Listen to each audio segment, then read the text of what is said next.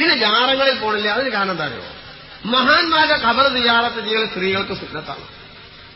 അതിന് ശാരികളെ പ്രോത്സാഹിപ്പിച്ചിട്ടുണ്ട്.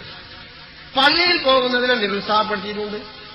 അപ്പൊ പ്രോത്സാഹിപ്പിക്കപ്പെട്ട ഒരു കാര്യത്തിന്റെ മേൽ നിരുത്സാഹപ്പെടുത്ത ഒരു വിഷയത്തെ ഖിയാസാക്കുന്നത് ഖിയാസ് മഅൽ ഫാരിഖാണ്. അതുകൊണ്ട് ശരിയല്ല. അതുകൊണ്ട് ജാറത്തിങ്ങൾ പോകുന്നത് പോലെയാണെന്ന് വിചാരിക്കണ്ട. സിയാറത്തിന് പോകുന്നതിനെ ശാരികൾ പ്രോത്സാഹിപ്പിച്ചിരിക്കുന്നു, പള്ളിയിൽ പോകുന്നതിനെ നിരുത്സാഹപ്പെടുത്തിയിരിക്കുന്നു. പ്രോത്സാഹിപ്പിച്ച ഒരു വിഷയത്തിന്റെ മേൽ നിരുത്സാഹപ്പെടുത്തിയ ഒരു കാര്യത്തെ ഖിയാസാക്കുന്നത് ശരിയല്ല. അതുകൊണ്ട് രണ്ടും തുല്യമല്ല. ആര്യമായ കാരണങ്ങൾ കൊണ്ട് പോണ്ടേ എന്നത് വേറെ വിഷയം. അസല് മസല ഇതാണ്. അള്ളാഹു അല്ലാത്തവർക്ക് ബലികർമ്മം നടത്തൽ അനുവദനീയമാണോ? ഉദാഹരണം, മുഹിയുദ്ദീൻ ഷെയ്ഖിന് വേണ്ടി ആടിനെ അറുക്കുന്നത്. അള്ളാഹുവിന്റെ പേരിൽ മാത്രമേ മൃഗത്തെ ബലി അർപ്പിക്കാവൂ. എന്ന് വെച്ചാൽ അറുക്കുന്ന സമയത്ത് ബിസ്മില്ല ചൊല്ലി അറുക്കണം. അത് അള്ളാഹിന്റെ പേര് പറഞ്ഞ് അറുക്കുക. അതാ ഖുർആൻ പറഞ്ഞിട്ടുള്ളത്. അള്ളാഹിന്റെ പേര് പറഞ്ഞ് അറുത്തിട്ട് തിന്നുന്ന ആളാര്, നൽകപ്പെടുന്നത് ആർക്ക് ഇത് വിഷയമാണ്. സ്വന്തം തിന്നാൻ വേണ്ടി അറുക്കുന്നാലും വേണം ബിസ്മില്ലാഹി പറഞ്ഞ് അറുക്കുക. അല്ലാതെ ബിസ്മി എന്ന് പറഞ്ഞ് അറുക്കാൻ പാടില്ല. എനിക്ക് തന്നെയാണ് എന്റെ പേരിൽ ഞാൻ അറുക്കാൻ അറിയാൻ പാടില്ല. വിരുന്നേരം വന്ന് പറക്കണം ബിസ്മില്ലാഹി തുലാന്ന് പറഞ്ഞ് അറുക്കാൻ പാടില്ല. എന്റെ അതിഥി ഇന്ന ആളെ പേരിൽ ഞാൻ അറുക്കാൻ. മൊയ്തീൻ ഷെയ്ഖിന്റെ പേരിൽ അറുക്കുമ്പോൾ ബിസ്മി ഷെയ്ഖ് മുഹീദ്ദീൻ എന്ന് പറഞ്ഞ് അറുക്കാൻ പാടില്ല. ഒക്കെ സ്വന്തമായി ഭുജിക്കാനാണെങ്കിലും വിരുന്നുകാരന് കൊടുക്കാനാണെങ്കിലും ശൈഖവറുകളുടെ പേരിൽ മറ്റുള്ളവർക്ക് ദാനം ചെയ്യാനാണെങ്കിലും ഒക്കെ അറുക്കുന്നത് ബിസ്മില്ലാഹി പറഞ്ഞ് അറുക്കണം. അള്ളാന്റെ പേര് ഉച്ചരിച്ച് അറുക്കണം. അള്ളാന്റെ പേര് പറഞ്ഞ് അറുക്കപ്പെട്ട ശറഅ് അനുവദിച്ച ഏത് മൃഗത്തിന്റെ ഭക്ഷണവും അനുവദനീയമാണ്. അറുക്കുന്ന സമയത്ത് ബിസ്മില്ല പറയണം. ഈ മൃഗം ശറഅയിൽ ഭക്ഷണം അനുവദിക്കപ്പെട്ടതാവുമാണ്, തിന്നാൻ പറ്റിയതാവണമെന്നർത്ഥം. തിന്നാൻ ഹലാലായ ഏതൊരു മൃഗത്തെയും അള്ളാഹുവിന്റെ പേരിൽ അറുത്താൽ ഭക്ഷിക്കാവുന്നതാണ്. അത് സ്വന്തമായി ഭക്ഷിക്കാനെന്നുള്ള ഉദ്ദേശമോ വിരുന്നുകാരന് കൊടുക്കാനുള്ള ഉദ്ദേശമോ ശൈഖവറുകളുടെ പേരിൽ ദാനം ചെയ്യാനുള്ള ഉദ്ദേശമോ ഏത് പേരിലായാലും വിരോധമല്ല. നബി സല്ലല്ലാഹു അലൈഹി വസല്ലമ തങ്ങള് ഖദീജ ബീവിന്റെ വഫാത്തിന് ശേഷം ഖദീജ ബീവിന്റെ പേരിൽ ആടറുത്ത് ദാനം ചെയ്തിട്ടുണ്ട്. തങ്ങൾ അറുക്കുമ്പോ ബിസ്മി സൗജത്തി ഖദീജ എന്ന് പറഞ്ഞ അർത്ഥമല്ല, ബിസ്മില്ല പറഞ്ഞിട്ടാണ് അർത്ഥത്. പക്ഷെ ആ ഭക്ഷണം അല്ലെങ്കിൽ ആ മാംസം തങ്ങൾ വിതരണം ചെയ്തത് ഖദീജ ബീവിന്റെ പേരിലാണ്. ബിസ്മി സൗജത്തി ഖദീജ എന്ന് പറഞ്ഞ് അറക്കാൻ പാടില്ല. എന്റെ ഭാര്യ ഖദീജാന്റെ പേരിൽ ഞാൻ അറുത്തുകൊള്ളുന്നു പറഞ്ഞ് അറക്കാൻ പാടില്ല. പിന്നെ ബിസ്മില്ലാഹിർ റഹ്മാനിർ റഹീം പറഞ്ഞ അർത്ഥം. പക്ഷെ ആർക്കത് കൊടുക്കുന്നത് ഖദീജ ബീവിന്റെ മരിച്ച ഖദീജ ബീവിന്റെ പേരിൽ മറ്റുള്ളവർക്ക് വിതരണം ചെയ്യാനാണ്. ആ രീതിയിൽ മുഹീദ്ദീൻ ഷെയ്ഖിന്റെ പേരിൽ മറ്റുള്ളവർക്ക് വിതരണം ചെയ്യാൻ വേണ്ടി അള്ളാന്റെ പേര് പറഞ്ഞ് അറുത്ത ഭക്ഷണത്തിന് യാതൊരു വിരോധമല്ല. റസൂലുള്ള ഖദീജ ബീവിന്റെ പേരിൽ അറുത്ത് ആടിനെ അറുത്ത് ദാനം ചെയ്തത് ഇമാം ബുഖാരി റിവായത്ത് ചെയ്ത ഹദീസിലുണ്ട്. അത് അള്ളാഹ് അല്ലാത്തവരെ പേരിൽ അറുത്തതല്ല, അള്ളാന്റെ പേരിൽ അറുത്ത് മറ്റുള്ളവർക്ക് വേണ്ടി ദാനം ചെയ്തതാകുന്നു. അതന്നെ ശൈഖവറുകളുടെ പേരിൽ അറുക്കപ്പെട്ട മൃഗത്തിന്റെയും ഹുക്മ്. മരണപ്പെട്ടവരുടെ പേരിൽ ഖുർആൻ പാരായണം ചെയ്യുന്നതായി ഇന്ന് പരക്കെ കണ്ടുവരുന്നു. ഒരാൾ ചെയ്ത അമല് എങ്ങനെയാണ് മറ്റൊരാൾക്ക് ലഭിക്കുക? മരണപ്പെട്ടവർക്ക് വേണ്ടി ഖുർആൻ ഓതിയാൽ അവർക്ക് പ്രതിഫലം ലഭിക്കുമെന്നതിന് ഖുർആനിലോ ഹദീസിലോ വല്ല തെളിവുകളും ഹാജരാക്കാൻ സാധിക്കുമോ?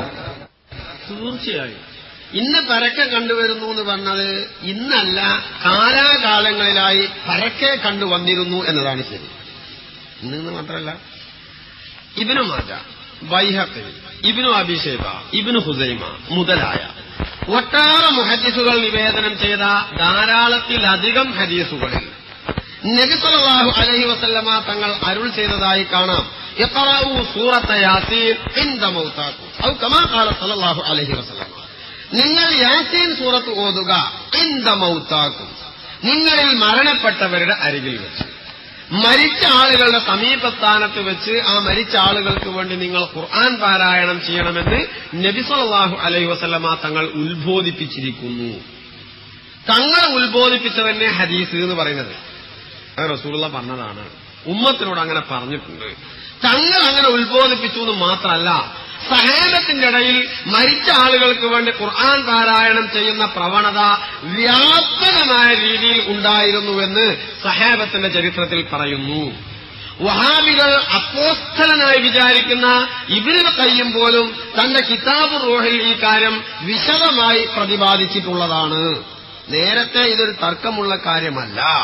നമ്മുടെ ഫിഖിന്റെ കിതാബുകളിൽ ഇമാം നവവി തങ്ങളുടെ മിൻഹാജിന്റെ വ്യാഖ്യാനങ്ങളാകുന്ന തുഹ്ഫ, നിഹായ, മുഗ്നി, അതുപോലെ മഹല്ലി തുടങ്ങിയ എല്ലാ ഫിഖിന്റെ കിതാബുകളിലും മരിച്ച ആളുകൾക്ക് വേണ്ടി ഖുർആൻ പാരായണം ചെയ്യണം, അവർക്ക് വേണ്ടി പ്രാർത്ഥിക്കണമെന്ന് മഹാന്മാർ തങ്ങളുടെ ഫിഖിന്റെ കിതാബുകളിൽ രേഖപ്പെടുത്തിയിരിക്കുന്നു. അത് ലഭിക്കില്ല എന്നാര് പറഞ്ഞു? എവിടെ പറഞ്ഞു? ലഭിക്കും എന്ന് പ്രവാചകൻ പറഞ്ഞിരിക്കുന്നു. ലഭിക്കും എന്ന അടിസ്ഥാനത്തിൽ സഹാബത്ത് ചെയ്തിരിക്കുന്നു. ലഭിക്കും എന്ന അടിസ്ഥാനത്തിൽ ഉമ്മത്തിനെ അങ്ങനെ ചെയ്യാൻ മഹാന്മാരായ ഫുഖഹാ ഫിഖിന്റെ കിതാബുകളിൽ മസ്അല എഴുതി വെച്ചിരിക്കുന്നു. ലഭിക്കില്ല എന്ന് മുസ്ലിംകളുടെ കൂട്ടത്തിൽ ആര് പറഞ്ഞു? എവിടെ പറഞ്ഞു? ഉപയോജനം കൊടുത്തേക്കുക. ആര് പറഞ്ഞു? ഇന്നയാൾ പറഞ്ഞു. ഒരു ഫുലാന്റെ പേര് പറ, ഒരാളുടെ പേര്. ഒരു ഉപയോജനം കൊടുത്തയച്ച പേരൊന്നും വെക്കണ്ട, അഡ്രസ്സും വേണ്ട, ഒരു കടലാസ് മതി. വെറുതെ ആളുകളെ തെറ്റിദ്ധരിപ്പിക്കുന്ന ഏർപ്പാടെന്തിനാണ്? പ്രവാചകൻ പ്രോത്സാഹിപ്പിച്ചു, സഹാബത്ത് ചെയ്തു. ഫിഖിന്റെ കിതാബുകളിൽ ഇമാമുകളൊക്കെ മരിച്ചവർക്ക് വേണ്ടി ഖുർആൻ ഓതണം എന്നിങ്ങനെ പറഞ്ഞുകൊണ്ടിരിക്കുന്നു. പിന്നെ കൂട്ടരേത് കിട്ടൂല എന്ന് ആരെ പറഞ്ഞു? നമ്മൾ സ്വന്തമായിട്ട് ഇങ്ങനെയാണ് വിചാരിക്കാം. നമ്മൾ ഇന്നിങ്ങനെ വിചാരിക്കണം. നമ്മളിരുന്നാണ് വിചാരിക്കാം. നമ്മൾ സ്വയം ഇരുന്നൊരു കാര്യങ്ങൾ നനച്ചാൽ അത് ശരിയാവും. നമ്മുടെ മനസ്സിൽ വന്നത് ശരിയല്ല എന്ന് വിചാരിച്ചു. പ്രമാണങ്ങളിൽ വന്നതല്ലേ ശരി. അപ്പൊ അതുകൊണ്ട് മരിച്ചതിന്റെ കൂലി കിട്ടും. ഒരാൾ ചെയ്തതിന്റെ കൂലി മറ്റൊരാൾക്ക് കിട്ടും. പക്ഷെ അയാൾക്ക് കൊടുത്താൽ കിട്ടും, ഇല്ലെങ്കിൽ കിട്ടൂല. മുജാഹിദ് ജമാഅത്തുകാർക്ക് സലാം ചൊല്ലുന്നതിന്റെ വിധി എന്ത്? അവർ പറഞ്ഞാൽ സുന്നികൾ മടക്കേണ്ടതുണ്ടോ? ഇവർക്ക് മയ്യത്ത് നിസ്കരിക്കുന്നതിന്റെ വിധി എന്ത്? മിൻ ഹൈസു ഇന്നഹു മുബ്തദിഅാണ് എന്ന നിലക്ക് അവർക്ക് സലാം പറയുന്നതും സലാം പറഞ്ഞാൽ മടക്കുന്നതിന്റെയും ഹുക്മ് കറാഹത്താകുന്നു. മിൻ ഹൈസു ഇന്നഹു മുബ്തദിഉൻ നഹ്നു മാശറ ശാഫിഇയ്യ, ശാഫിഈ ഫിഖ്ഹിലുള്ള മസ്അല അതാണ്. അതിന് ഇമാം നവവിയെ പോലുള്ള ഫുഖഹാ ദലീൽ പറഞ്ഞിരിക്കുന്നത് തബൂക്ക് യുദ്ധത്തിൽ പങ്കെടുക്കാതെ പിന്തിയതായ കഅബ് റളിയല്ലാഹു അൻഹു ഉൾപ്പെടെയുള്ളവർക്ക് സമൂഹത്തിന്റെ മുഖ്യധാരയിൽ നിന്ന് മാറി നിന്നതിന്റെ പേരിൽ ഒരു സാമൂഹ്യ വൃട്ട് പോലെ അവന്റെ മേൽ സലാം പറയേണ്ടതില്ല, സലാം പറഞ്ഞാൽ മടക്കേണ്ടതില്ല എന്ന് തങ്ങൾ തീരുമാനമെടുത്തു. ബുഖാരിയിലൊക്കെ ഉണ്ട്. ആ സംഭവത്തെ അടിസ്ഥാനപ്പെടുത്തിയിട്ടാണ് സമുദായത്തിന്റെ മുഖ്യധാരയിൽ നിന്ന് മാറി നിൽക്കുന്നവരുടെ മേൽ സലാം പറയേണ്ടതില്ല എന്ന് ഫുഖഹാ മസ്അല രേഖപ്പെടുത്തിയിട്ടുള്ള മസ്അലക്ക് ആധാരം ഇമാം ബുഖാരി റിവായത്ത് ചെയ്ത സംഭവമാകുന്നു എന്നർത്ഥം. അതുകൊണ്ട് കറാഹത്താണ് നാം മസ്അല ഉള്ളത്. മയ്യിത്ത് നിസ്കാരത്തിൽ മറ്റൊന്നാണ്. ഇനി മുബ്തദീന് മാത്രമല്ല നമ്മൾ മറച്ചു വെക്കേണ്ട ഫാസിഖിന്റെ ഹുക്മും ഇതാണ്. പുത്തനാശയക്കാരനും ദുർനടപടിക്കാരനും നിസ്കരിക്കണില്ല, ഓന്റെ ഹുക്മും തന്നെയാണ്. അല്ലാതെ വെറും പിന്നെ വഹാബിനി മൗദൂദിനി മാത്രം കണ്ടാൽ പോരാ, മറ്റുള്ളവരെയും നിരുത്സാഹപ്പെടുത്തണം. ദുർനടപടിക്കാരന്റെ വിധി അത് തന്നെയാണ്. തെറ്റായ രീതിയിലാണ് നടപടിയെങ്കിൽ അവന്റെ വിധിയും ഇത് തന്നെയാണ്, ഒരു വ്യത്യാസമല്ല. മയ്യിത്ത് നിസ്കരിക്കുന്നിടത്ത് അങ്ങനെയല്ല മസ്അല ഉള്ളത്. നിഹായ മുതലായ എല്ലാ ഫിഖിന്റെ കിതാബുകളിലും മിൻഹാജിൽ പോലും കാണും. എന്താണുള്ളത് അറിയോ? ഒരാൾ മരിച്ചു കഴിഞ്ഞാൽ അയാളുടെ പേരിൽ മയ്യിത്ത് നിസ്കരിക്കണം. മുസ്ലിം ആണെങ്കിൽ ബർറൻ കാന ഔ ഫാജിറൻ വഇൻ അമലൽ കബായിറ, എത്ര മോശക്കാരനാണെങ്കിലും ഓന്റെ പേരിൽ മയ്യിത്ത് കഴിച്ചോളണം എന്ന മസ്അല മുസ്ലിം ആയാലും. ഹംബലി മദ്ഹബ് അങ്ങനെയല്ല. ഇമാം അഹ്മദ് ബിൻ ഹംബൽ പറഞ്ഞത് അഹ്ലുൽ ബിദഅ ഇൻ മരിമു ഫലാ തഊദുഹും വഇൻ മാതു ഫലാ തുസല്ലു അലൈഹിം. ബിദ്അത്തിന്റെ അഹ്ലുകാർ രോഗം ബാധിച്ചാൽ അവരെ സന്ദർശിക്കുകയും വേണ്ട, മരിച്ചാലോട്ട് നിസ്കരിക്കുകയും വേണ്ടാന്ന് അഹ്മദ് ബിൻ ഹംബൽ പറഞ്ഞത്. ഹംബലി മദ്ഹബ് അങ്ങനെയാണ്. അതുകൊണ്ടാണ് മുഹീദ്ദീൻ ശൈഖ് തങ്ങളുടെ ചില കിതാബിലും ഇങ്ങനെ കാണും. കാരണം മുഹീദ്ദീൻ ശൈഖ് തങ്ങളെ കുറിച്ച് നിങ്ങൾ കേട്ടിട്ടില്ലേ? അശാഫിഇയ്യ ഫസിർതൽ ഹംബലിയ ബിലാ ഹാജിരിൽ തഹതാത ബിൽ ഖൈറൈനി മുഅ്തദില. അത് തിരിച്ചറിയുക. അതുകൊണ്ട് സലാം പറയുന്നതും മടക്കുന്നതും കറാഹത്താണ്. മയ്യിത്ത് നിസ്കാരം മുസ്ലിമായ മനുഷ്യൻ ബർറൻ കാന ഔ ഫാജിറൻ വഇൻ അമലൽ കബായിറ അവന്റെ മേൽ നിസ്കരിച്ചു കൊള്ളേണ്ടതാകുന്നു. മദ്ഹബ് 4 ആവാൻ കാരണമെന്ത്? 4ഉം ഒന്നിച്ച് സ്വീകരിക്കാൻ പറ്റുമോ? മേശക്ക് കാല് 4 ആവാൻ കാരണം എന്ത്? 4 ഓരോടത്ത് വെക്കാൻ പറ്റുമോ എന്ന് ചോദിച്ചാൽ എന്താ സ്ഥിതി? അല്ലെ കസാലക്ക് 4 കാല് എന്നിട്ട് അത് ഒന്നാക്കിയിട്ട് അതിന്റെ മേലെ ഇരിക്കാന്ന് പറഞ്ഞാൽ ബാർബർ ഷാപ്പിലെ കസാല പോലെ ആയിക്കൂടെ എന്ന് ചോദിച്ചാൽ? മദ്ഹബ് 4 അല്ല, ഒരുപാട് മദ്ഹബുകളുണ്ട്. ഒരു പടി മദ്ഹബുകളുണ്ട്. ആ മദ്ഹബുകളിൽ നിന്ന് പരിപൂർണമായി ക്രോഡീകരിക്കപ്പെട്ട് പിൻതലമുറയ്ക്ക് ലഭിച്ചത് 4 മദ്ഹബിന്റെ മസ്അലകളായതുകൊണ്ടാണ് 4 പരിമിതമായത്, പരിമിതപ്പെടുത്തിയതല്ല പരിമിതമായത്. മറ്റുള്ളവ ക്രോഡീകരിക്കപ്പെട്ട് ലഭ്യമല്ലാത്തതിനാൽ ഫുനൂനുകളൊക്കെ വിജ്ഞാന ശാഖകളൊക്കെ ക്രോഡീകരണവും വരും തലമുറക്ക് ലഭിക്കുന്നൊക്കെ അവസ്ഥ അത്യാധുനിക സംവിധാനങ്ങളൊക്കെ ഇപ്പൊ ഉണ്ടായിട്ടല്ലേ ഉള്ളൂ. ഇനി അന്തരീക്ഷത്തിനൊക്കെ എടുക്കുന്ന കാലം വരട്ടെ. അപ്പൊ 5ാമത്തെയും 6ാമത്തെയും മദ്ഹബിനെ കുറിച്ച് നമുക്ക് ആലോചിക്കാം. ഇപ്പൊ 4 കിട്ടിയിട്ടുള്ളൂ. സകാത്ത് കമ്മിറ്റിയുടെ വിധി എന്ത്? അത്ര തന്നെ ഉള്ളൂ.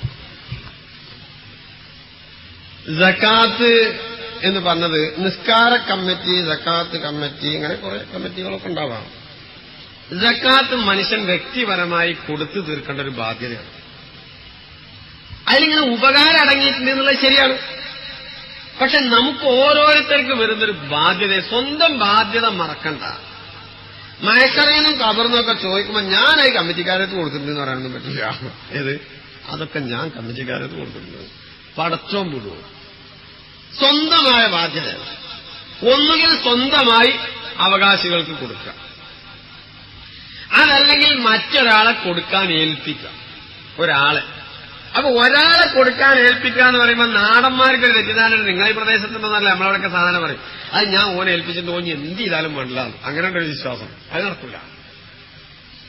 അവൻ അത് ഭംഗിയായി നിർവഹിച്ചാൽ മാത്രമേ ഇവന്റെ ബാധ്യത കൂടൂ. അവന്റെ അടുത്ത് വീഴ്ച പറ്റിയാൽ ഇവന്റെ ബാധ്യത കൂടൂല. ഞാൻ ഓനെ ഏൽപ്പിച്ചിട്ട് ഓൻ എന്തെങ്കിലും ആയിക്കോട്ടെ എന്നൊരു ധാരണ ഉണ്ട്, അത് നടക്കൂല. കാരണം ഓനെ ഏൽപ്പിക്കാൻ എന്നോട് പറഞ്ഞിട്ടില്ല, പിന്നെ ഇജ്ജ് സ്വയം ചെയ്തതാണ്. അപ്പൊ അതുകൊണ്ട് അവൻ ഭംഗിയായി നിർവഹിച്ചിട്ടില്ലെങ്കിൽ എ സക്കാത്ത് നൽകുന്നു, ബിയെ ഏൽപ്പിക്കുന്നു, സിക്ക് നൽകുന്നു. ഈ ബി സിക്ക് നൽകുന്നതിൽ വീഴ്ച വരുത്തിയാൽ എ കുറ്റക്കാരനാണ്. ഞാൻ ബിയെ ഏൽപ്പിച്ചിരിക്കുന്നു എന്ന് പറഞ്ഞ് ഒഴിവാകാൻ എക്ക് കഴിയില്ല എന്നർത്ഥം. ഒക്കാലത്ത് അങ്ങനെ ഏർപ്പാട്. ഈ കമ്മിറ്റി എന്ന് പറഞ്ഞ ഒന്ന് യഥാർത്ഥത്തിൽ കമ്മിറ്റിയുടെ ഉജൂദ് തന്നെ കുല്ലിത്തബൈന്റെ ഉജൂദ് പറഞ്ഞതുപോലെ വിമാന ഉജൂദി അഷ്ടാസ്യ അല്ലേ കമ്മിറ്റി. എങ്ങനെ പോയി മലയാളീകരിക്കാം? അത്രയല്ലേ അതിന് ഉജൂദുള്ളൂ. അപ്പൊ അതുകൊണ്ട് ഏതെങ്കിലും ഒരു വ്യക്തിയെ ഏൽപ്പിക്കുകയല്ലാതെ കമ്മിറ്റിയെ ഏൽപ്പിക്കുക എന്ന് പറഞ്ഞ ഏർപ്പാട് ഇസ്ലാമിക ശരീഅത്തിലില്ല.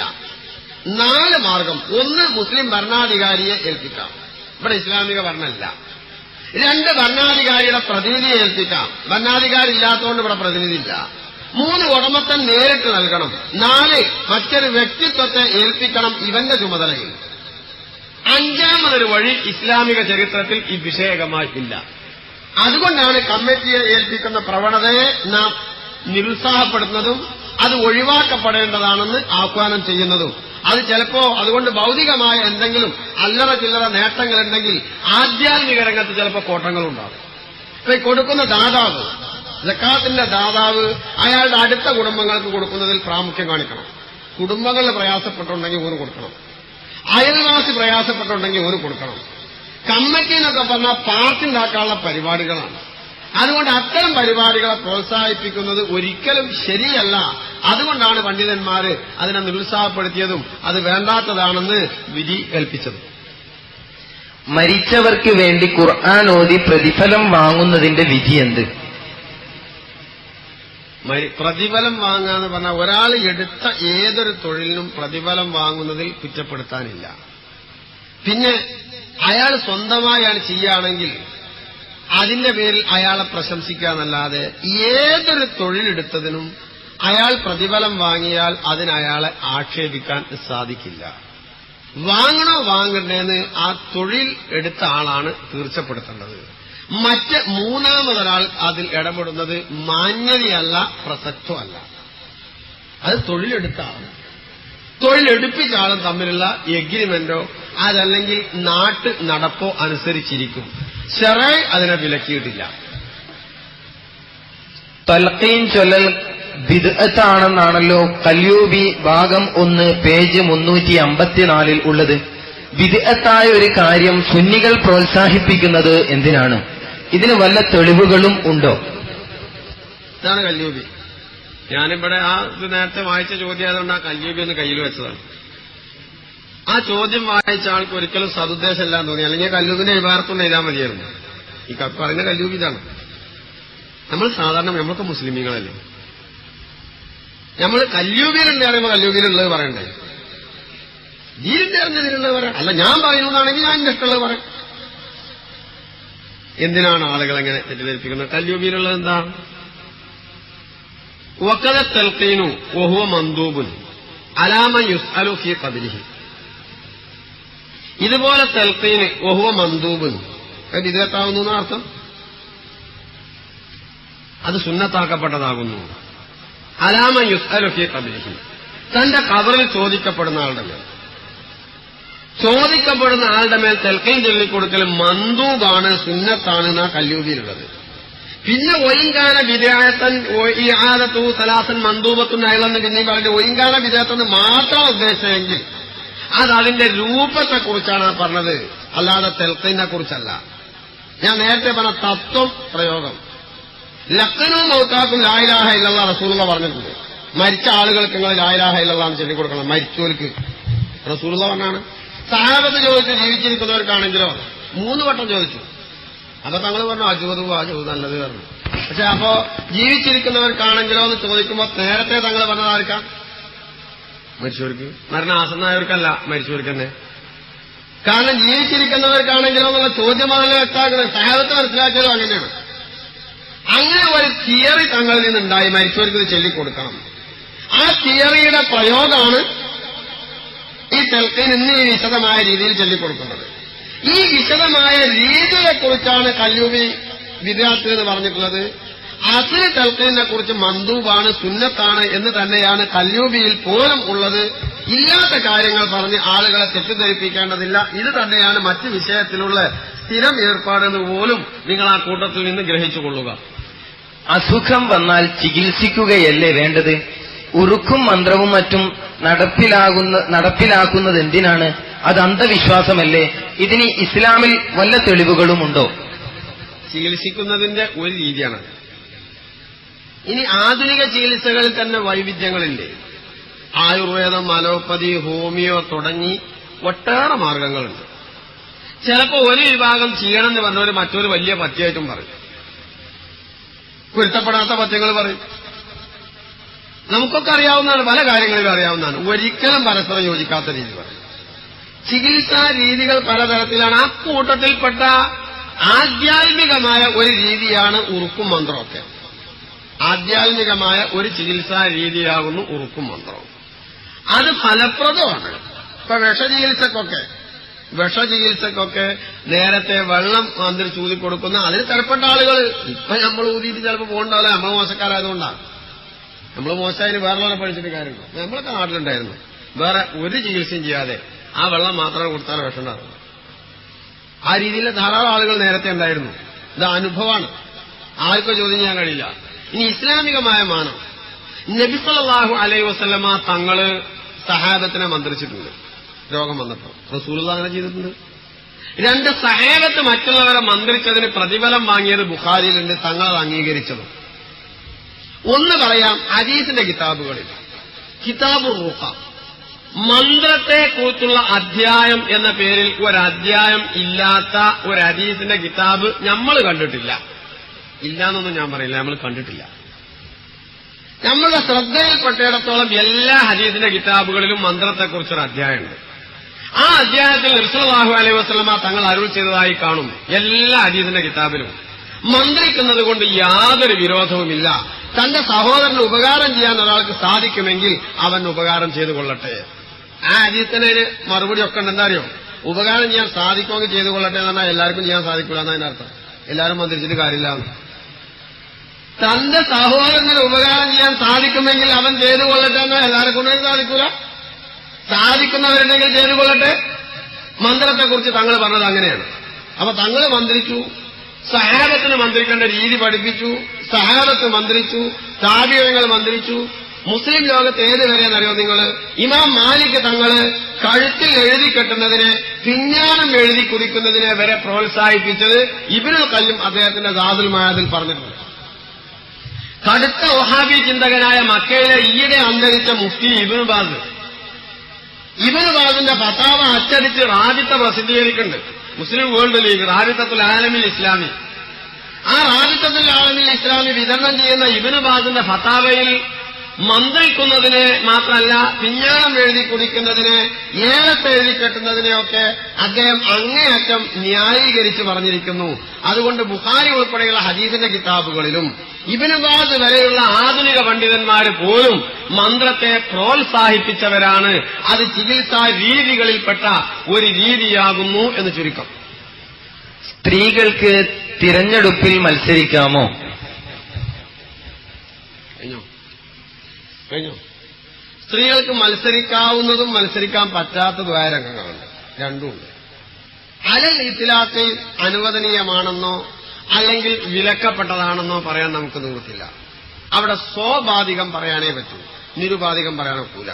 ത്വഷ്ട മുതലായ ഫിഖ്ഹിന്റെ കിതാബുകളിൽ കിതാബുൽ ജിഹാദ് എന്ന പേരിലൊരു അധ്യായം, ജിഹാദിനെ കുറിച്ചുള്ള അധ്യായം, അത് മുതാല ചെയ്താൽ ഇത് സംബന്ധിച്ചുള്ള ഫിഖ്ഹിന്റെ മസ്അല കണ്ടെത്താൻ സാധിക്കും.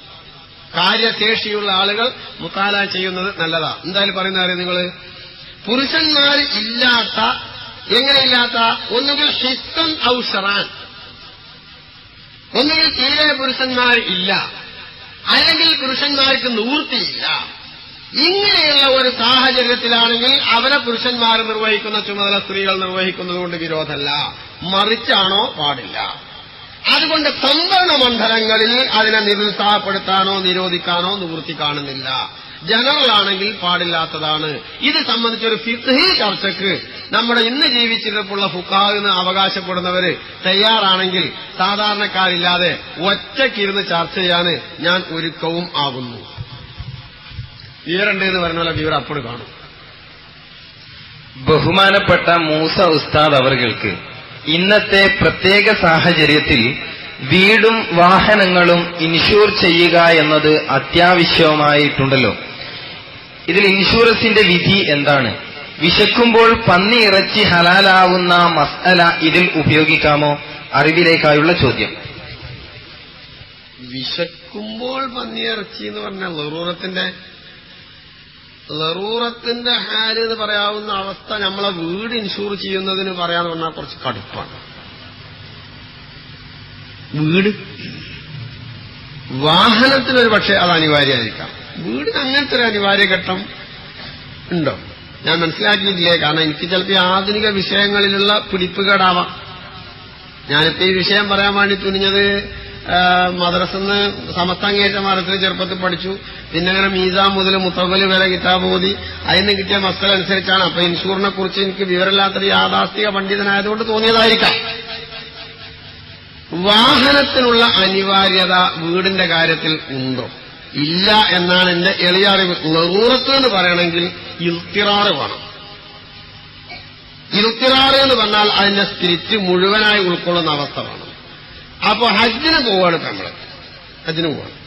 ഹജ്ജിന് പോകുമ്പോൾ ഒന്നുകിൽ വിമാനമാർഗം അല്ലെങ്കിൽ കപ്പൽ മാർഗം. കപ്പലിപ്പോ എല്ലാം തോന്നുന്നുണ്ടല്ലോ. വിമാനമാർഗമാണ് ഇപ്പൊ അധികം പോകുന്നത്. നമ്മൾ കൊടുക്കുന്ന ടിക്കറ്റ് ഫെയറിൽ ഇൻഷൂർ ചാർജ് ഉണ്ട്. അതിന് ഒഴിവാകാൻ കഴിയില്ല, നിവൃത്തില്ല. അതൊരു അനിവാര്യ ഘട്ടമാണ്. വാഹനത്തിൽ നമ്മൾ യാത്ര ചെയ്യുന്നുണ്ട്. ഇപ്പൊ ഞാനിപ്പോ വാഹനമില്ലാത്ത ആൾ, എന്നാൽ ഞാൻ നിങ്ങൾ ആരെങ്കിലും ഒരു വാഹനത്തിൽ പോകും, ഏതെങ്കിലും ഒരാളെ വണ്ടിയിൽ ഞാൻ കയറുമല്ലോ. ആ കയറുന്ന വണ്ടി ഇൻഷൂർ ചെയ്തിട്ടുണ്ടാവും.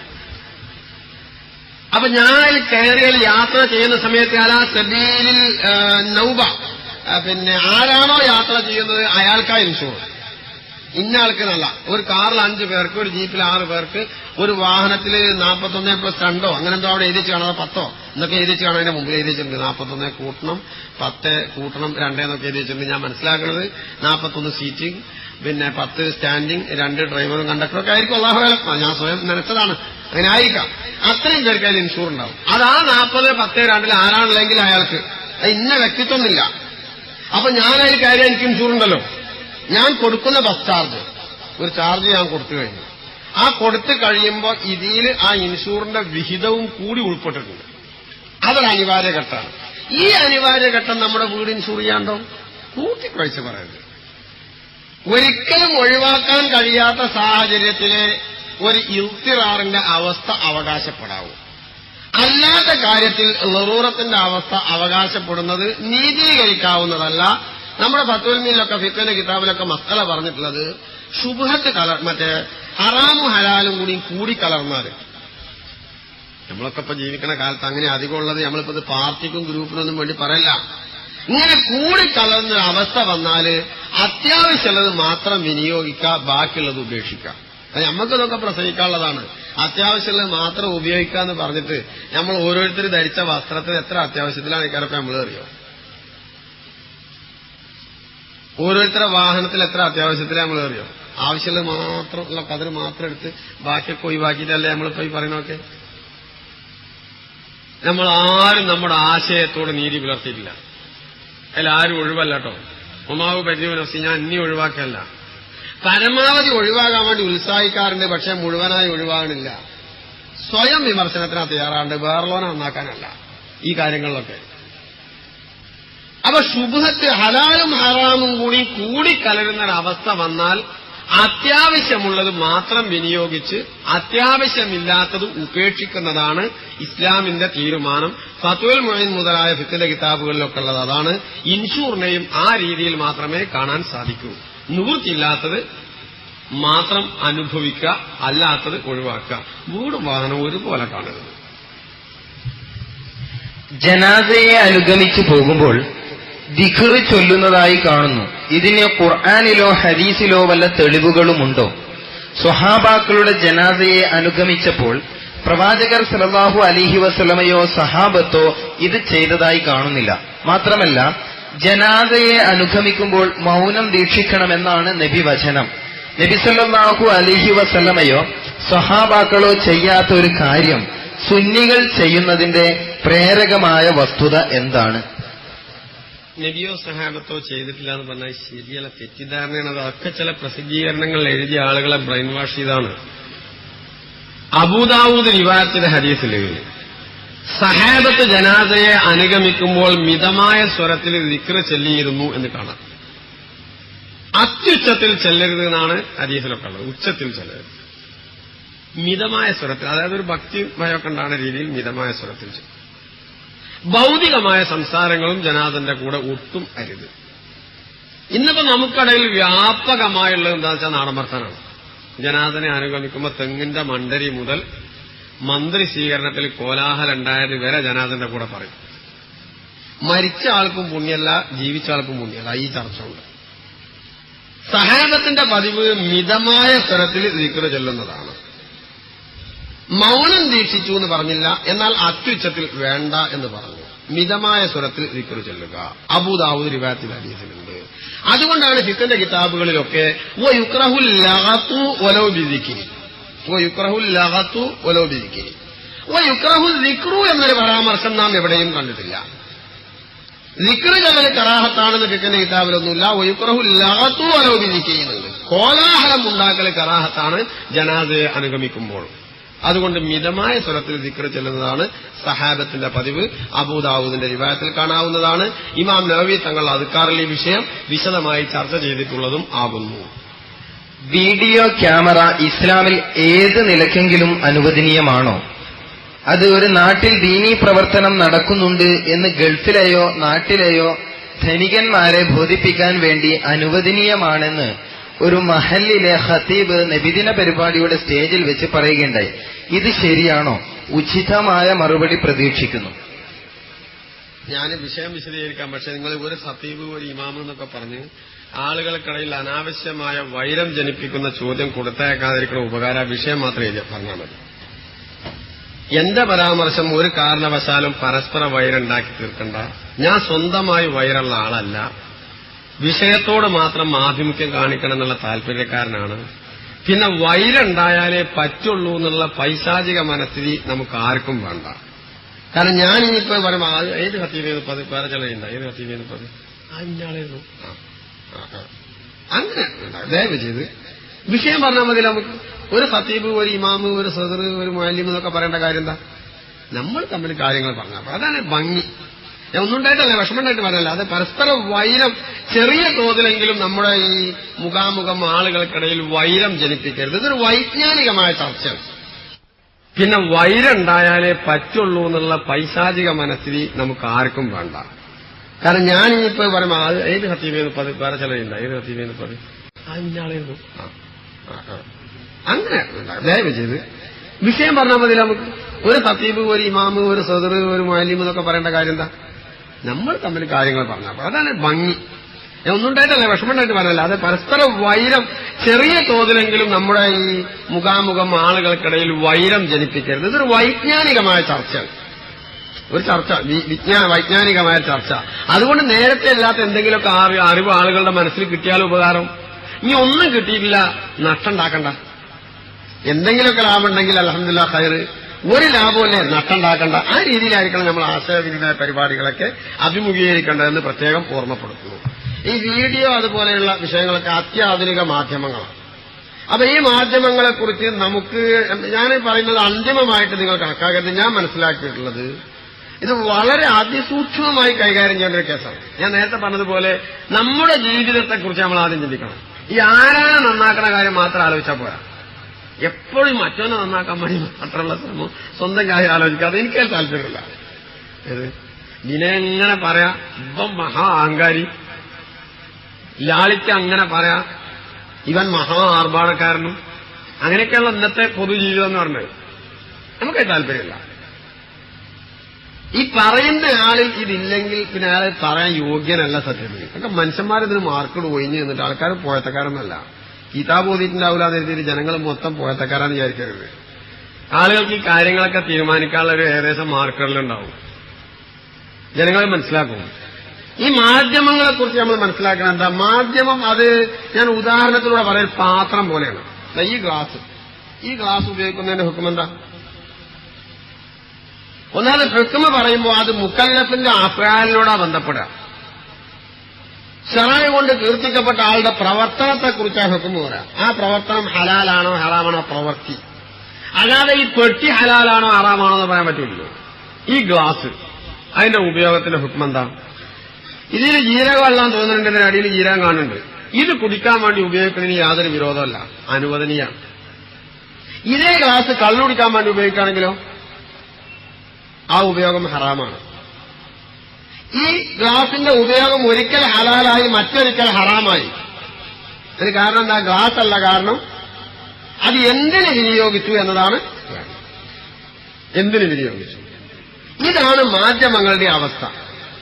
മാധ്യമങ്ങൾ നല്ല കാര്യങ്ങൾക്ക് വിനിയോഗിക്കുകയാണെങ്കിൽ തെറ്റാണെന്ന് പറയാൻ നിവൃത്തില്ല. നേരെ മറിച്ച് ശറഅയിൽ വിലക്കപ്പെട്ട കാര്യങ്ങൾക്ക് വേണ്ടിയാണ് മാധ്യമങ്ങളുടെ ഉപയോഗമെങ്കിൽ തീർച്ചയായും അത് തെറ്റായ കാര്യമാണ്. അപ്പൊ എന്തിനു വേണ്ടി വിനിയോഗിക്കുന്നു എന്നതിനെ ആശ്രയിച്ചിരിക്കും അതിന്റെ ശറഅയായ ഹുക്മ. എന്തിനു വേണ്ടി വിനിയോഗിക്കുന്നു? കാരണം മുക്കല്ലഫിന്റെ അഫ്ആലിനോടാണ് ഹുക്മ ബന്ധപ്പെടുക. മുക്കല്ലഫ് ശറഅ് കൊണ്ട് കീർത്തിക്കപ്പെട്ട ആള് ഇതിനെ എന്തിനു വേണ്ടി വിനിയോഗിക്കുന്നു അതിനെ ആശ്രയിച്ചിരിക്കും. അഫ്ആലുൽ മുക്കല്ലഫീനുമായാണ് ഹുക്മ ബന്ധപ്പെടുന്നത്.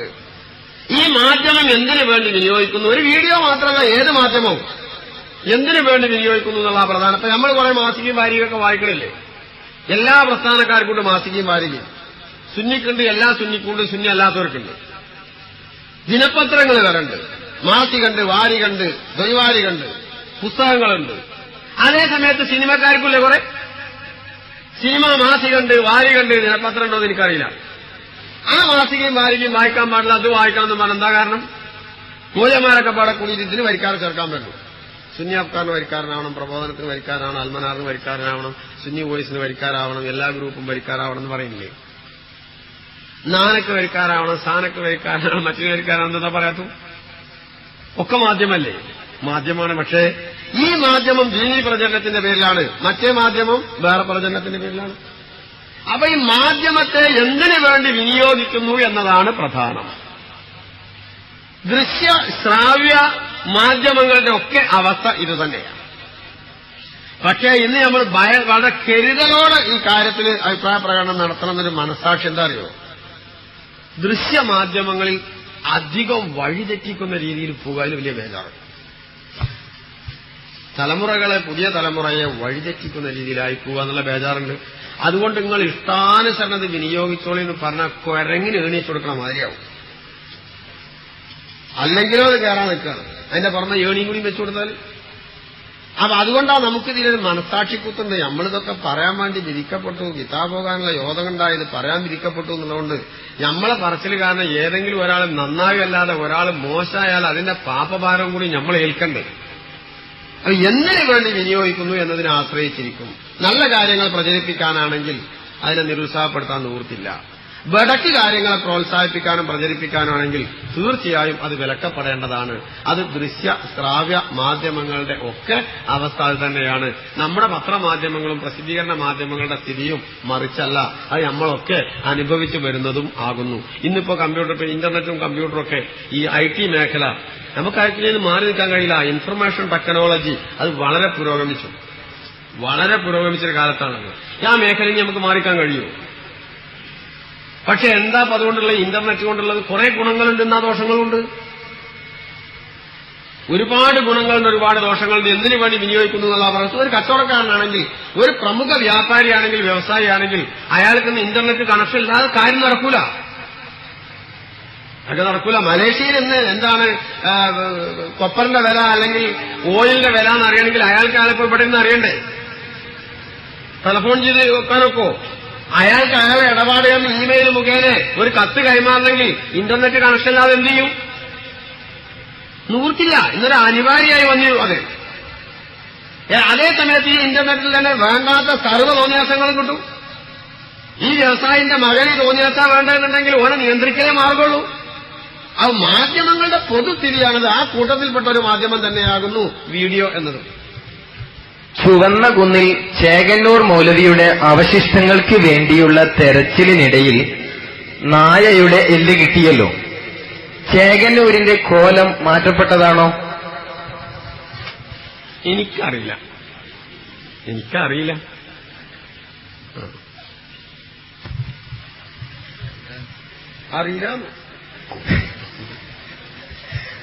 ഖുതുബയ്ക്ക് മുമ്പ് പ്രസംഗിക്കുന്നതിന്റെ വിധി എന്ത്? ഷംസുൽ ഉലമ ഹറാമാണെന്ന് പറഞ്ഞിട്ടുണ്ടല്ലോ. ഷംസുൽ ഉലമ ഹറാമാണെന്ന് പറഞ്ഞത് ഞാൻ കേട്ടിട്ടില്ല, എഴുതിയത് ഞാൻ വായിച്ചിട്ടില്ല, എന്റെ ശ്രദ്ധയിൽപ്പെട്ടിട്ടില്ല. ഒരു പക്ഷെ പറഞ്ഞിരിക്കാം, എഴുതിയിരിക്കാം, അല്ലെങ്കിൽ പറഞ്ഞിട്ടില്ലായിരിക്കാം, എഴുതിയിട്ടില്ലായിരിക്കാം. ഞാൻ നേരാണി പറഞ്ഞിട്ടോ, എന്റെ ശ്രദ്ധയിൽപ്പെട്ടിട്ടില്ല. പിന്നെ കറാഹത്താണെന്ന് ചില ഇബാദത്തുകളിലൊക്കെ ഞാൻ കണ്ടിട്ടുണ്ട്. ഷംസുൽ ഉലമ ഒരു മുഫ്തിയായിരുന്നു. അദ്ദേഹത്തിന് അത് പറഞ്ഞിട്ടുണ്ടെങ്കിൽ പറയാനുള്ള യോഗ്യത ഉണ്ടായിരിക്കും. ഞാൻ എന്റെ ശ്രദ്ധയിൽപ്പെട്ടത് കറാഹത്താണെന്നാണ്. അബൂദാവൂദ് റിവായത്ത് ചെയ്ത ഈ ജുമാഅക്ക് മുമ്പ് ഈ മുദാക്കറത്തുൽ ഇൽമിനുള്ള ഹൽഖ ഇരിക്കുന്നതിന് വിലക്കിക്കൊണ്ടുള്ള ഹദീസിന്റെ അടിസ്ഥാനത്തിൽ ഇമാം റാസി തങ്ങൾ, അതുപോലെ ചില ഫുഖഹാ ഒക്കെ, അത് മുഫസ്സിറുകൾ, ചില ഫുഖഹാ ഒക്കെ കറാഹത്താണെന്ന് എഴുതിയതായി എന്റെ ശ്രദ്ധയിൽപ്പെട്ടിട്ടുണ്ട്. അതാണ് എനിക്കത് സംബന്ധിച്ചുള്ള വിവരം. എന്തിനാണ് മുഹിയുദ്ദീൻ ഷെയ്ഖിനെ തന്നെ 1000 പ്രാവശ്യം വിളിക്കുന്നത്? മറ്റുള്ള വല്ലവരെയും വിളിച്ചാൽ പോരെ? തീർച്ചയായും റിഫായി ഷെയ്ഖിനെ വിളിക്കാൻ ആ ചോദിച്ച ആളോട് ഞാൻ ശുപാർശ ചെയ്യുന്നു. മൊയ്തീൻ ഷെയ്ഖിനെ 1000 വട്ടം വിളിക്കുന്നത് സത്യം എന്താണെന്നറിയോ നിങ്ങള്? സദഖത്തുല്ലാഹിൽ കാഹിരി, അത് ഓരോ തരീഖത്തിന്റെ മശായിഖുമാർ ഓരോരുത്തർക്കും ഓരോ മാർഗം ഉണ്ടാവും. നിശ്ചിത ഔറാദുകളും അദ്കാറുകളും ഉണ്ടാവും ചില മശായിഖുമാർക്ക്. സദഖത്തുല്ലാഹിൽ കാഹിരി തങ്ങള് അദ്ദേഹത്തിന് ലഭിച്ച ഇജാസത്ത് അനുസരിച്ച് അദ്ദേഹം രചിച്ച പദ്യത്തിലും അദ്ദേഹത്തിന്റെ നിർദ്ദേശപ്രകാരവും അദ്ദേഹം പ്രോത്സാഹിപ്പിച്ചിട്ടുള്ള ഒരു കാര്യമാണ് കുതുബിയത്തിൽ പറയപ്പെട്ടത്. ഇനി അതുപോലെ റിഫായി ഷെയ്ഖ് തങ്ങളെ 2000 വട്ടം വിളിക്കാനുള്ള ഇജാസത്ത് മറ്റൊരു ഷെയ്ഖിനോ മുരീദിനോ ലഭിക്കുകയാണെങ്കിൽ അവരങ്ങനെ വിളിക്കുന്നതിൽ നമുക്ക് യാതൊരു വിരോധവും ഇല്ലാത്തതാകുന്നു. നിസ്കാരത്തിൽ ചിലർ തലമറച്ചും ചിലർ തലമറക്കാതെയും കാണപ്പെടുന്നു. ഇത് മോശമായി തോന്നുന്നു. ഒന്ന് വിശദീകരിച്ചാലും. തലമറക്കൽ സുന്നത്താണ് എന്നതിന് ഇസ്ലാമിൽ വല്ല തെളിവുമുണ്ടോ? സുബ്ഹാനല്ലാഹ്, നബി സല്ലല്ലാഹു അലൈഹി വസല്ലമ തങ്ങൾ തലമറച്ചിരുന്നു.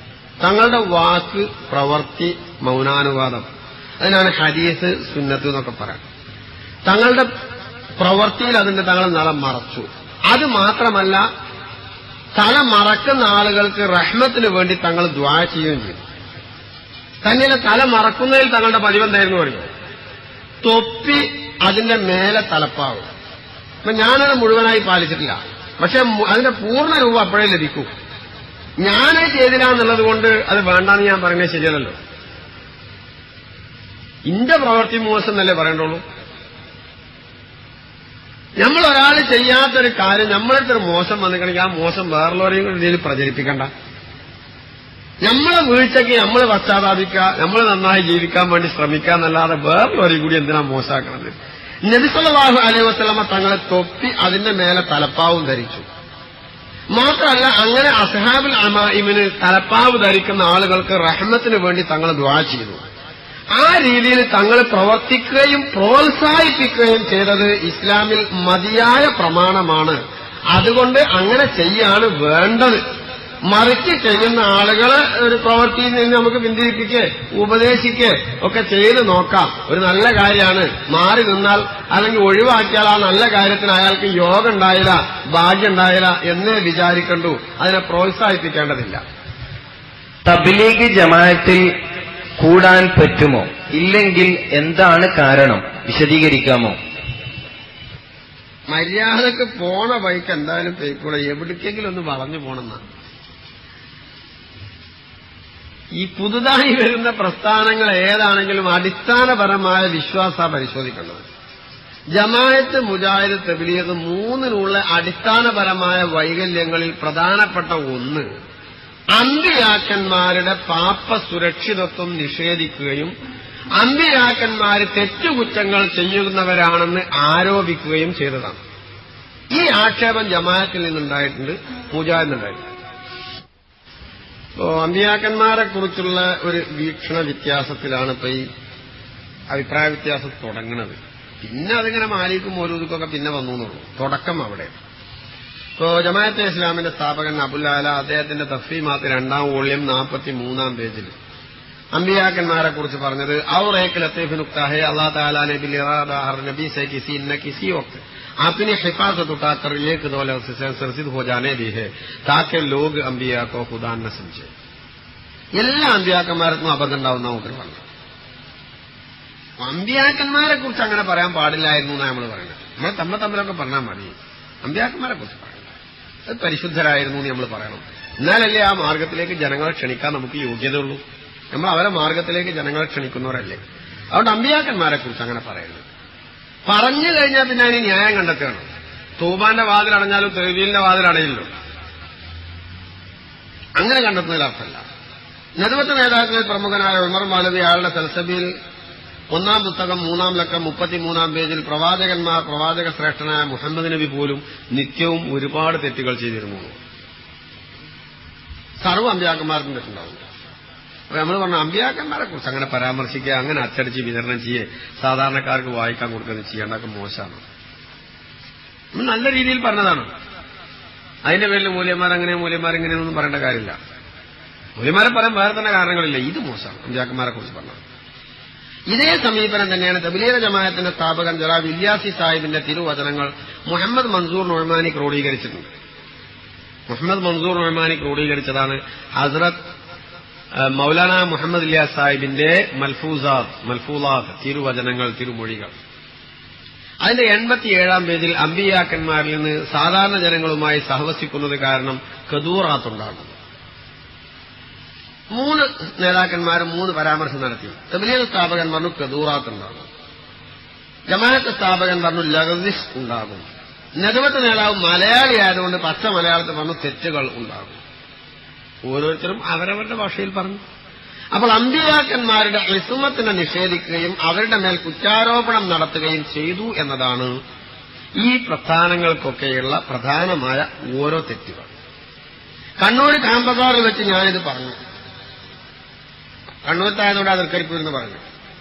എന്റെ പ്രസംഗം കഴിഞ്ഞ് ഇറങ്ങിയ ഉടനെ കളിപ്പറമ്പിൽ നിന്ന് വന്ന ഏതാനും തബ്ലീഗ് പ്രവർത്തകർ ഇറങ്ങി വന്ന് എന്നോട് ചോദിച്ചു, സ്റ്റേജിൽ നിന്ന് ഇറങ്ങിയപ്പോ ഞങ്ങൾക്ക് ചില സംശയം ചോദിക്കാണ്ടായിരുന്നു എന്ന് പറഞ്ഞു.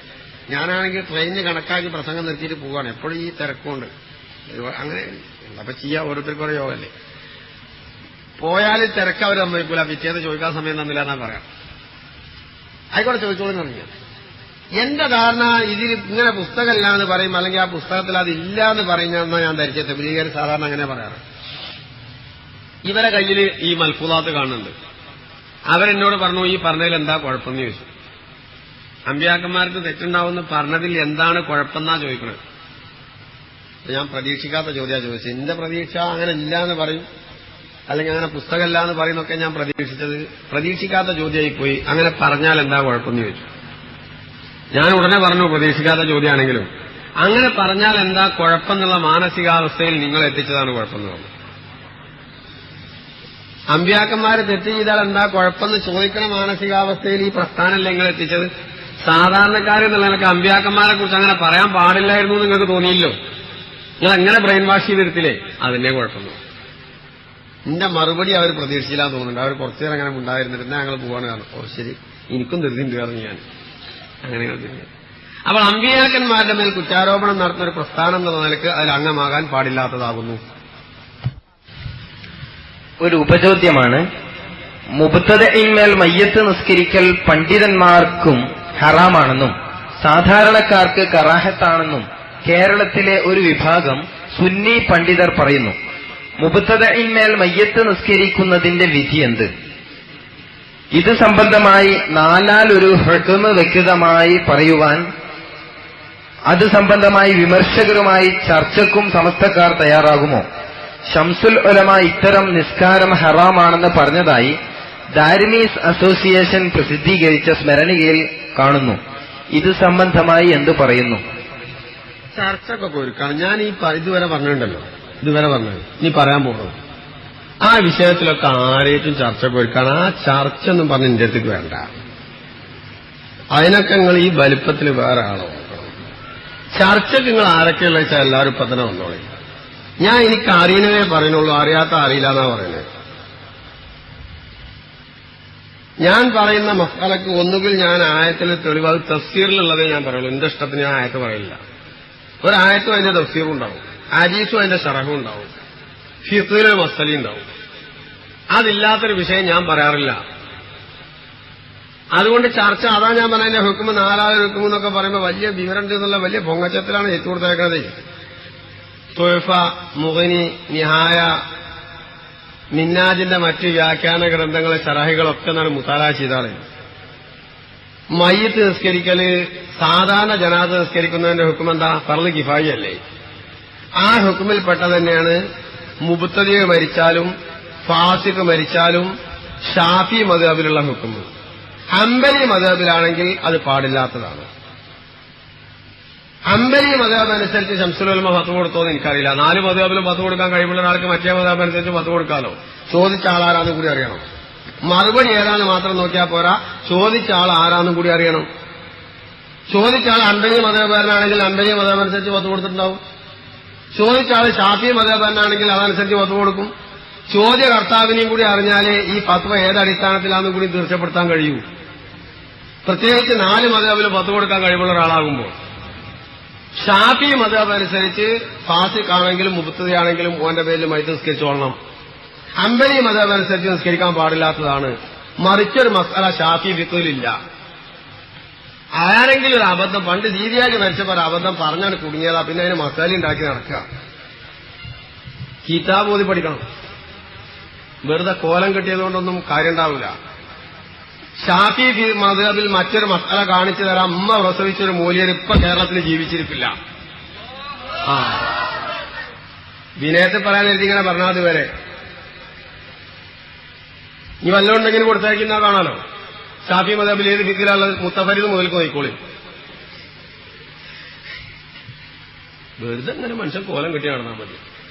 എന്തെങ്കിലുമൊക്കെ പഠിച്ചാലും ഈ കാസറ്റും ഈ പ്രഭാഷണവും ഈ കാസറ്റും തന്നെ വലിയ കുപ്പായിട്ടാ മതിയോ? വിവരം വേണ്ട. തുണിഷാപ്പ് പോയാൽ ആർക്കും കാര്യം എടുത്താൽ കിട്ടൂല. നല്ല നിലക്ക് പഠിച്ചാളേ. ജുമഅക്ക് മുമ്പുള്ള പ്രസംഗം കറാഹത്താണെന്ന് ഉസ്താദ് പറഞ്ഞല്ലോ. എന്നാൽ സ്ഥിരമായി കറാഹത്ത് ജീവിതത്തിൽ പകർത്തുന്നതിന്റെ വിധി എന്താണ്? മറുപടി കേൾക്കാൻ ആഗ്രഹിക്കുന്നു. ഹബീബന്മാരെ ജുമാന്റെ മുമ്പുള്ള പ്രസംഗത്തിന് മാത്രമല്ല, നമ്മളൊക്കെ ജീവിതത്തിൽ സ്ഥിരമായി കറാഹത്തുകൾ വന്നുകൊണ്ടിരിക്കേണ്ടി എല്ലാവരും. സമസ്ത മുമ്പ് ഇറക്കിയ ഈലാഹി എന്ന ഗ്രന്ഥത്തിൽ മലബാർ മുസഹഫിൽ ഓതാൻ പാടില്ല എന്നും അത് കരിച്ചു കളയണമെന്നും കണ്ടു. ഇന്നും സമസ്തയുടെ മദ്രസയിൽ മലബാർ മുസഹഫിൽ പഠിപ്പിക്കുന്നു. ഇത് വിശദീകരിക്കാമോ? സമസ്ത ഇറക്കിയ ഈലാഹിലുള്ള വാചകം എന്താണെന്ന് ഈലാഹിന്റെ ഒരു കൂട്ടിന്റെ ഉണ്ട്. ഞാനത് പ്രതീക്ഷിച്ചതല്ല. പക്ഷെ മുയല് നായാട്ടിന് പോകുമ്പോ ആ കാട്ടിൽ സിംഹം ഉണ്ടാവുമെന്ന് വിചാരിക്കണല്ലോ. ഞമ്മക്കാവശ്യം മുയലാണെങ്കിലും. പാഠം 21 റസ്മുൽ ഉസ്മാനി, പഴയ ഇലാഹിലെ പാഠഭാഗം. അതില് ഉള്ളതെന്താ? അറബി എഴുത്തിന് പൊതുവിലുള്ള നിയമത്തിൽ നിന്നും വ്യത്യസ്തമായി നിൽക്കാൻ പല സ്ഥലത്തും ഖുർആനിലുള്ള എഴുത്ത്, ഈ എഴുത്തിന് റസ്മുൽ ഉസ്മാനി എന്ന് പറയപ്പെടുന്നു. റസ്മുൽ ഉസ്മാനിയിൽ നിന്ന് വ്യത്യസ്തമായ നിലയിൽ ഖുർആൻ എഴുതുകയോ അച്ചടിക്കുകയോ ചെയ്യുന്നത് 4 മദ്ഹബ് പ്രകാരവും ഹറാമാണ്. തിരുത്താൻ സാധിക്കാത്ത വിധം റസ്മുൽ ഉസ്മാനി പ്രകാരമല്ലാതെ അച്ചടിക്കപ്പെട്ട മുസ്ഹഫുകൾക്ക് ഹുർമത്തില്ല എന്നും അവ നശിപ്പിച്ചു കളയേണ്ടതാണെന്നും മുഹമ്മദുൽ ഖത്താദുൽ ഖുർദിയ ഷാഫി അൽ മക്കി തന്റെ താരീഖുൽ ഖുർആൻ എന്ന കിതാബിൽ ഉദ്ധരിച്ചിട്ടുണ്ട്. എന്തായി പറഞ്ഞത്? തിരുത്താൻ സാധിക്കാത്ത വിധം റസ്മുൽ ഉസ്മാനി പ്രകാരമല്ലാതെ അച്ചടിച്ചത്. തിരുത്താൻ സാധിക്കാത്ത വിധമല്ലാതെ അച്ചടിച്ചാൽ കുഴപ്പമാണ്. റസ്മുൽ ഉസ്മാനി എന്ന് പറഞ്ഞ സാക്ഷാൽ റസ്മുൽ ഉസ്മാനി ഏതാര്യങ്ങള് ഇതാ ഈ കാണുന്നതാണ്. ഇത് നിങ്ങളെ കൂട്ടത്തിൽ മൂല്യരും വായിക്കൂല, നാടനും വായിക്കൂല. ഉസ്മാൻ റളിയല്ലാഹുവിന്റെ കാലത്തുള്ള എഴുത്തതാണ്. ആ രീതിയിൽ മാത്രം എഴുതിയാൽ നിങ്ങളെ കൂട്ടത്തിൽ മൂല്യരും ഓതൂല, നാടനും ഓതൂല, ഞാനും ഓതൂല. എനിക്കും കഴിയുന്നല്ല പറഞ്ഞ് സാധിക്കൂല. ഉസ്മാൻ റളിയല്ലാഹുവിന്റെ കാലം കഴിഞ്ഞ് പിൽക്കാലത്ത് ഹജ്ജാജിന്റെ കാലത്താണെന്ന് പറയപ്പെടുന്നു. അതിന് ഹർക്കത്തും പുള്ളിയൊക്കെ ഇടാൻ തുടങ്ങിയത്. അതിന്റെ മുമ്പ് ഹർക്കത്തും പുള്ളിയൊന്നുമില്ല. പുള്ളില്ലാതെ ബ ത സ ഇത് 3 പുള്ളില്ലാതെ എഴുതി അങ്ങനെ ഉണ്ടാവും. ജീം ഹാ 3 പുള്ളില്ലാതെ എഴുതിയാൽ നമുക്ക് 3 ഹാ ആവൂലേ? ദാലും പുള്ളില്ലാതെ എഴുതിയാൽ നമുക്ക് 2 ദാലാവൂലേ? റാവും സായും പുള്ളില്ലാതെ എഴുതിയാൽ നമുക്ക് 2 റാ ആവൂലേ? ഉസ്മാൻ റളിയല്ലാഹുവിന്റെ കാലത്തുള്ള എഴുത്ത് അങ്ങനെയാണ്. ആ രീതിയിലുള്ള ഒന്നിപ്പോ എവിടെയില്ല. പിന്നെ ചില ആളുകൾ എന്തോ ഒരു ഓഫ്സെറ്റ് ബസ് ഇപ്പോ വാങ്ങിയിട്ടുണ്ട്, അതിൽ അവര് മുസാഫ് അടിക്കുന്നുണ്ട്, അത് വിറ്റ് ചെലവാക്കണം, അതിന് വേണ്ടി ഒരു ഏർപ്പാട് പറയണമെന്ന് മാത്രമേ ഉള്ളൂ. ഏത് വരെയെന്നറിയാം നിങ്ങൾ? റസ്മുൽ ഉസ്മാനിയെ കുറിച്ചുള്ള അഭിപ്രായം 3 തരത്തിലാണ്. അതേ നിലക്കന്നെ എഴുതണം എന്നുള്ള നിർബന്ധക്കാരുണ്ട്. അതുണ്ട്, അങ്ങനെ അഭിപ്രായമുണ്ട്. അതേ നിലക്കന്നെ എഴുതണം, ഒരു മാറ്റം വരുത്താൻ പാടില്ല. മാലിക് ഇമാമൊക്കെ അങ്ങനെ പറഞ്ഞിട്ടുണ്ട്. ആ അഭിപ്രായമാണ് ഇലാഹിൽ അദ്ദേഹം എടുത്തു വെക്കാൻ വേണ്ടി ശ്രമിച്ചത്. ഒരു മാറ്റം വരുത്താൻ പാടില്ല. മറ്റൊരു വിഭാഗം പറഞ്ഞു അങ്ങനെ റസ്മുൽ ഉസ്മാനി അനുസരിച്ച് എഴുതേണ്ടതില്ല, സാധാരണക്കാർ ആശയക്കുഴപ്പത്തിലാകും, ഹർക്കത്തും പുള്ളിയൊക്കെ ഇട്ട് സാധാരണക്കാരെന്ന് വായിക്കുന്ന രീതിയിൽ ഇസ്ലാഹ് അനുസരിച്ച് എഴുതേണ്ടതാണ്. 3ാമതൊരു വിഭാഗം പറഞ്ഞു റസ്മുൽ ഉസ്മാനി അനുസരിച്ച് എഴുതാൻ തന്നെ പാടില്ല, സാധാരണക്കാർക്ക് ധീരമായി തന്നെ എഴുതിക്കൊള്ളണം. ഏത് വരെയെന്നറിയോ നിങ്ങൾ? റസ്മുൽ ഉസ്മാനി നിർബന്ധാന്ന് പറഞ്ഞ ആളുകളെ സംബന്ധിച്ച് സുഇല അൻ ശഖ്സിൻ കതബ ഖൗലഹു തആല ഫഇല്ലം യസ്തജീബു ലക്കും ഫഅലമു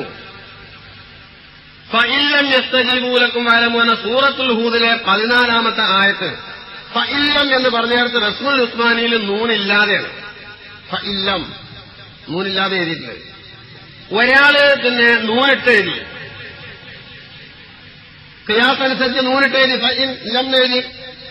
നൂന് കൊണ്ട് ഒരാൾ എഴുതിയാൽ അത് ഹറാമാണ്. റസ്മുൽ ഉസ്മാനി അനുസരിച്ച് ആ നൂല് പാടില്ലാത്തതാണ്, അങ്ങനെ എഴുതിയ മുസാഫ് കരിച്ചു കളയേണ്ടതാണ് എന്നൊരാൾ പറയുകയാണെങ്കിൽ അതപ്പോ ചില ആളുകൾ പറയുന്നത് എന്ത് ചെയ്യണം? ഷേഖ് സക്കരിയ അൻസാരിയുടെ മറുപടി എന്താ അറിയോ? ലം അറ മൻ ഖാല ബി തഹരീമി റസ്മിഹാ കദാലിക. അങ്ങനെ എഴുതൽ ഹറാമാണെന്ന് പറഞ്ഞ ഒരാളെ നമ്മൾ കണ്ടിട്ടില്ല. ഞാൻ റസ്മുൽ ഉസ്മാനി ബി ദൂനി നൂനി, നൂന് കൂടാതെ റസ്മുൽ ഉസ്മാനി എന്നുള്ളത് ശരി, പക്ഷേ അത് ഹറാമാണെന്ന് ഒരാളും പറഞ്ഞിട്ടില്ല. അതുകൊണ്ട് ഹറാമാണെന്ന് വല്ലവരും പറഞ്ഞാൽ ഉദ്ദിബ, ഓനെ അദബ് പഠിപ്പിക്കണം, ഓനെ വിടാൻ പാടില്ല, ഓനെ മര്യാദ പഠിപ്പിക്കണം. അപ്പൊ റസ്മുൽ ഉസ്മാനി അനുസരിച്ച് എഴുതണമെന്ന് പറഞ്ഞവരുണ്ട്, റസ്മുൽ ഉസ്മാനി പാടില്ല എന്ന് പറഞ്ഞവരുണ്ട്, ഇസ്ലാഹിയ അനുസരിച്ച് എഴുതുന്നതിന് വിരോധമില്ല എന്ന് പറഞ്ഞവരുണ്ട്. ഇതിന് ഇമാം ദാനി തങ്ങളുടെ മുഖന്നർ, അതുപോലെ അൽ ബുർഹാൻ ഫി ഉലൂമുൽ ഖുർആൻ, ഇമാം സുയൂത്തിയുടെ ഇത്ഖാന്, ഇതുപോലെയുള്ള പ്രധാനപ്പെട്ട ഉലൂമുൽ ഖുർആന്റെ കിതാബുകൾ മുതാലാ ചെയ്ത് ആ വിഷയത്തെ അടിസ്ഥാനപ്പെടുത്തിയിട്ടാണ് ഇന്ന് നമുക്കിടയിലുള്ള ഈ മുസാഫുകളൊക്കെ തയ്യാറാക്കിയിട്ടുള്ളത്. മലബാറിലുള്ള മുസാഫല്ല, ഇവർ ഈ പുത്തൻ വിവാദം കൊണ്ടുവന്നതിന് ശേഷം നമ്മൾ ഈജിപ്തിലുള്ള UAE-യിലുള്ള അറബ് രാജ്യങ്ങളിലുള്ള പഴയകാല മുസ്ഹഫുകളുടെ കോപ്പി സമ്പാദിച്ചിട്ടുണ്ട്. ഹിജ്റ 50 സഹാബത്തിന്റെ കാലം മുതൽ എഴുതി വരുന്ന മുസ്ഹഫുകളൊക്കെ നമുക്കിടയിൽ പ്രചാരത്തിലുള്ള ഈ ലിപിയിലാണ്. ഇന്ന് നമുക്കിടയിൽ പ്രചാരത്തിലുള്ള ലിപിയിലാണ്. ഹിജ്റ 50, 100, 150 മുതൽക്കൊക്കെ എഴുതി വരുന്ന അന്ന് അച്ചടി പോലുമില്ല. പിന്നെ അച്ചടിയിൽ ചില മാറ്റങ്ങളൊക്കെ വന്നിട്ടുണ്ട്. അച്ചടിയിൽ മാറ്റം വന്നല്ലോ. നേരത്തെ വെറും കയ്യെഴുത്താണ്, വെറും കയ്യെഴുത്ത്, അച്ചടി എന്നല്ല. പിന്നീട് ലിത്തോ പവർ പ്രസ് വന്നു. കുറച്ചുകൂടി കഴിഞ്ഞപ്പോൾ ലിത്തോ പവർ പ്രസ്സായി, പിന്നെ ലെറ്റർ പ്രസ്സായി കമ്പോസിങ്ങിന്. അത് കഴിഞ്ഞപ്പോ ഓഫ്സെറ്റായി, കമ്പ്യൂട്ടറായി. ഇനി എന്തൊക്കെ വരാൻ പോകണമെന്ന് ആരാധന? അതൊക്കെ അതാത് കാലങ്ങളിൽ വന്ന മാറ്റം എന്നല്ലാതെ ഇതൊന്നും യഥാർത്ഥത്തിൽ മോശമായ വിവാദമാണ്. സാധാരണക്കാർക്കിടയിൽ വിവാദമാക്കാൻ സത്യത്തിൽ ഞാൻ ഇഷ്ടപ്പെടാത്തതുകൊണ്ട് എന്താ ആളുകൾ വിചാരിക്കുക? നൂറ്റാണ്ടുകളായി നിലനിൽക്കുന്ന മുസ്ഹഫിന്റെ സാധുതയെ ചോദ്യം ചെയ്യാന്ന് പറഞ്ഞാൽ എത്ര വലിയ അപകടം. അടിത്തറ ഇളക്കുന്ന വിവാദം ഉണ്ടാക്കുന്നത് സൂക്ഷിച്ചു വേണം. അല്പനർത്ഥം കിട്ടിയ അനർത്ഥം ഉണ്ടാക്കും. മോലേറെ കോലം കെട്ടിയിട്ടുള്ളൂ, മോലേറായിട്ടില്ല, പിരിച്ചിട്ടുള്ളൂ. തിരിച്ചിന്റെ സൗകര്യം അനുഭവിക്കുന്നുണ്ട്. പക്ഷെ വിവരമില്ലാത്തവൻ വിവരക്കാരന്റെ കോലം കെട്ടണ്ട. തിരിച്ചിന് കാറും വാങ്ങിയില്ലേ, അവർക്ക് നടന്നാ പോരെ. വല്ലേ നിലത്തിന്നും എന്നെ വിളിപ്പോർക്ക് വായിക്കൂടാ ഉത്തിരം ചെയ്യും ഞാനെന്നോവർ. ഈ വരിയിൽ പ്രതിപാദിച്ചത് ഒന്ന് വിശദീകരിക്കാമോ? ഇതിൽ ശിർക്കില്ലേ? വിളിച്ചാൽ ഉത്തരം ചെയ്യും, ചോദിച്ചാൽ മറുപടി പറയുന്ന പറഞ്ഞില്ല. എന്നാ ശിർക്ക്? നിങ്ങൾ ചോദിച്ചിന് ഞാൻ മറുപടി പറഞ്ഞില്ല, അതുപോലെ ശിർക്കും വന്നോ ചോദിച്ചിന്? അത് 1000 വട്ടമായില്ല, അല്ലെങ്കിൽ വിളിച്ച ഉടനെ, അല്ലെങ്കിൽ ചോദിച്ച ഉടനെ ആയില്ല, ചോദിച്ചു കുറെ കഴിഞ്ഞിട്ടായില്ലേ ഉള്ളൂ. ചോദ്യത്തിന് ഉത്തരപ്പോ ഞാൻ തന്നെ ഈ ചോദിച്ച ആൾക്ക് ആരും എന്നോട് ചോദിച്ചില്ല. ഞാൻ ഏതായാലും മറുപടി പറഞ്ഞ ആൾ ഏതായാലും ശിർക്ക് ചെയ്തിട്ടില്ല, ചോദിച്ച ആളിപ്പോ ശിർക്ക് ചെയ്തു. ചോദിച്ചാ മറുപടി പറയാന്ന് പറഞ്ഞതിൽ ഒരു ശിർക്കും വരാൻ പോണില്ല.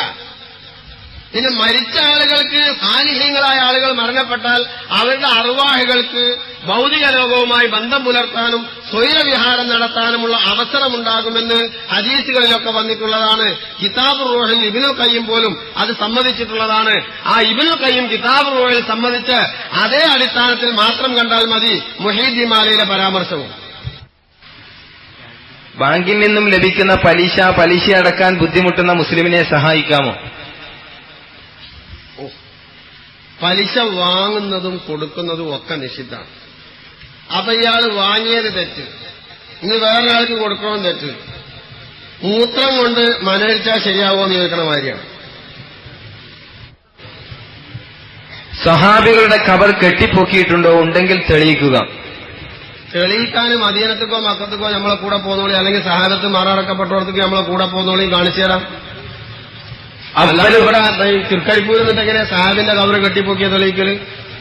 കേരളത്തിൽ കൊടുങ്ങല്ലൂർ 2 സാഹിബിമാരുടെ മക്ബറുണ്ട്, അവിടെ കെട്ടിപ്പൊക്കിയിട്ടുണ്ട്. അടുത്ത യാത്ര ചെയ്യാവുന്നത് അതാണ്, കൊടുങ്ങല്ലൂർ, തൃശൂർ ജില്ലയിൽ. അല്ല, അതിന്റെ അപ്പുറത്തേക്ക് വേണമെങ്കിൽ കൂടെ പോന്നോളി, കെട്ടിപ്പൊക്കിയെ കാണിച്ചു തരാം, നമുക്ക് ഒരുമിച്ച് സിയാറത്ത് ചെയ്ത് പോരാം. ഞാൻ പോണ സമയത്താണെങ്കിൽ എന്റെ ചെലവ് നിങ്ങൾ എടുക്കണ്ട, നിങ്ങൾ ആവശ്യപ്പെട്ട നേരത്താണെങ്കിൽ എന്റെ കൂടി എടുക്കേണ്ടി വരും. തൽക്കീനിക്ക് ഖുർആനിലോ ഹദീസിലോ മാത്രം തെളിവാണ് ആവശ്യപ്പെടുന്നത്, ഫിഖിൽ അല്ല. ലഖ്നൂ മൗതാക്കും ലാ ഇലാഹ ഇല്ലല്ലാഹ്, അത് ഹദീസാണ്, ഫിഖ് അല്ല.